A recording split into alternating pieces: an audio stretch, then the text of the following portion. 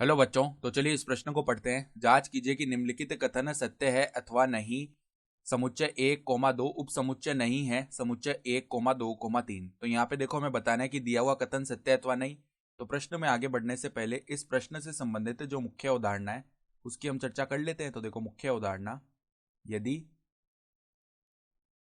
यदि समुच्चय ए के यदि समुच्चय ए के सभी अवयव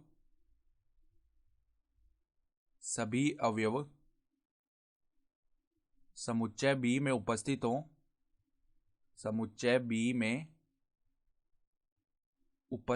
तो हम यहां से क्या बोल सकते हैं।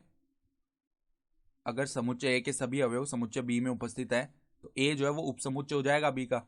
ठीक है, तो यहां पे देखो हम मान लेते हैं, माना एक समुच्चय ए है जो कि किस प्रकार है, जिसमें अवयव है 1, 2, और एक जो समुच्चय बी है उसमें अवयव है 1, 2, 3। तो हम देख पा रहे हैं कि जो समुच्चय ए है इसमें जितने भी अवयव है ना, इसमें दो ही तो अवयव है, 1 और 2, ये समुच्चय बी में भी आ रहे हैं। तो हम क्या बोल सकते हैं, यहां से ए जो है ना वो उपसमुच्चय हो जाएगा बी का। लेकिन देखो दिए हुए कथन में क्या बोला उसने, उपसमुच्चय नहीं है, ये वाला चिन्ह लगाया हुआ है। इसका मतलब दिया हुआ कथन जो है वो क्या हो गया, असत्य हो गया। अतः